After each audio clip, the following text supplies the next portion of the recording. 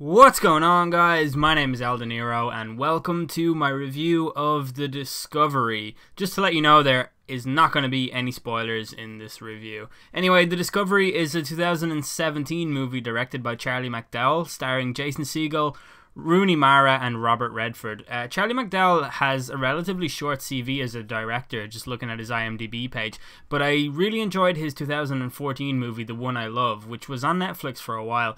The Discovery itself is listed as a Netflix original, but I think they might have purchased the rights to it from another studio, because I seem to remember a trailer or reading something about it before it ever appeared on Netflix. Anyway, I went into this movie with only a very vague awareness of the plot, which kind of added to my intrigue, to be honest. I would actually say, don't watch the trailer. Sort of know as little about it as you can while going into it if you do choose to watch it. I had seen it recommended to me on the Midnight Hour subreddit as a movie for me to review, so I decided to do that. It takes place in the near future, where a scientist named Thomas Harbour, played by Robert Redford, has discovered definitive proof that an afterlife exists. The movie opens with Harbour being interviewed about the discovery, facing questions about the ever-increasing suicide rates. He says he doesn't feel responsible for that, and then, as you can see in the trailer, a crew member of the interview team shoots himself right in front of Harbour. The scene really enforces this movie's depiction of a world where death has no meaning anymore, and there are numerous scenes that add bricks to that foundation. For example, there's a scene where the protagonist's brother is driving a car while lighting a cigarette, and he doesn't even bother holding onto the steering wheel, so he's both smoking and driving recklessly. And this isn't one of the guys who's actively suicidal or anything like that. I think it's just there to sort of show you the type of world that it is. Maybe I'm reading too much into it, I don't know. Jason Segel plays Dr. Harbour's son, Will, a man who is decidedly against the modern plague of worldwide suicide. His name is Will because it seems like he's the only man in the whole movie who isn't losing the will to live. I'm struggling to recall his profession in the movie, but I think he's a neuroscientist, and he's definitely really skeptical about his father's findings, even though in this universe they're sort of perceived and accepted worldwide as a fact. Will is traveling to an island where his father has formed a sort of a cult-like isolated community, and he's trying to build more machinery to try and definitively discover what the afterlife actually is. It's sort of stated earlier on in the movie that the only thing we know is that our consciousness travels somewhere else. We don't know what the somewhere else is, and even that is enough for, I think, the suicide counter at one point in the movie is 40 million, and it's quite strange because this is a campaign within the movie to decrease the suicide rate in this universe, and I just don't think that advertising the number of suicides happening around you is a good way of decreasing it, but however, that's sort of a different issue. Will meets Rooney Mara's character, Isla, along the way, and they form a sort of a quirky relationship, I guess. Isla's defining trait is that she's dead inside. Harbour's community is interesting. It's populated by people who attempted suicide in the past, but now they're focused on helping Dr. Harbour complete his research.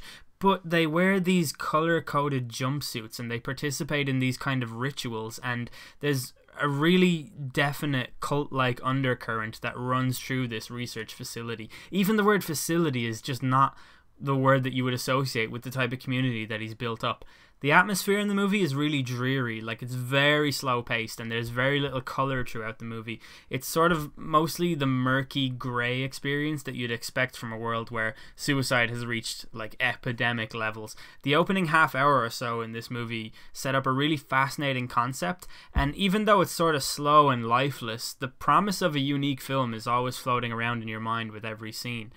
Robert Redford does a really good job as the strange hermit scientist conducting strange experiments in isolation, and I thought Jason Segel and Rooney Mara did pretty well in their roles too. I will say though that I found Rooney Mara's character to be kind of irritating and predictable at times. Her quirkiness was a little bit too reminiscent of the try-hard indie girl love interests of other films, where they don't necessarily build up a relationship between the two characters. Instead, they just have them display these unique traits and make them sort of quirky is the only word I can use to describe it, even though I'm not really a huge fan of that word.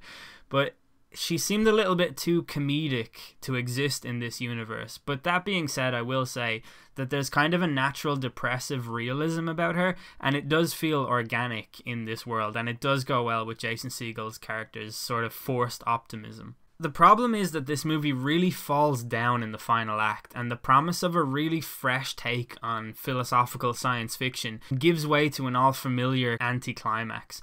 It's hard to talk about it without spoiling it, but basically the first 2/3 of the movie excited me the same way that The Outer Limits or The Twilight Zone used to as a kid, like combining this philosophical thought experiment idea with unsolved problems in science and mashing them into a mindfucky hour of great television. But the last few scenes in this just really dissolved into bad sci-fi romance that tried way too hard to force home a message that didn't really relate to the rest of the movie all that much. It was as if they just pasted the ending from a different movie onto the end of this one because they ran out of ideas and they just dreamed up a poor man's version of Eternal Sunshine of the Spotless Mind. Instead of focusing on the science of the concept, the movie focuses on the social impact, and that's its real strength, because the idea of a world where people are racing to get to an afterlife is really interesting, but its trajectory is limited to a handful of characters on an island, so it changes its course and focuses on what the afterlife itself actually is, but it gets bogged down once again in these character relationships that just aren't strong enough to hold the film together. Overall, I definitely enjoyed the first half of the movie or so, and it really kept my interest the whole way through.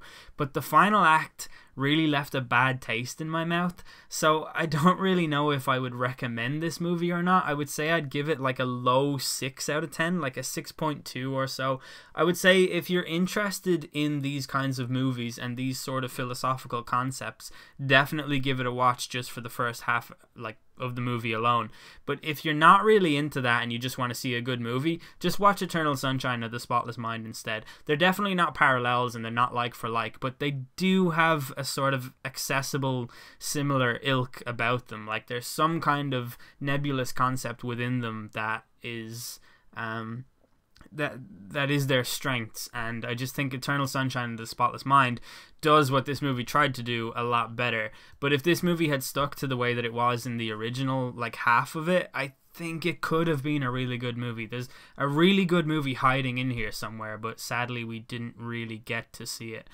But anyway, that's all from this review. I was thinking of maybe doing like a really long spoilerific review of this movie where I could discuss some of the concepts of the movie itself.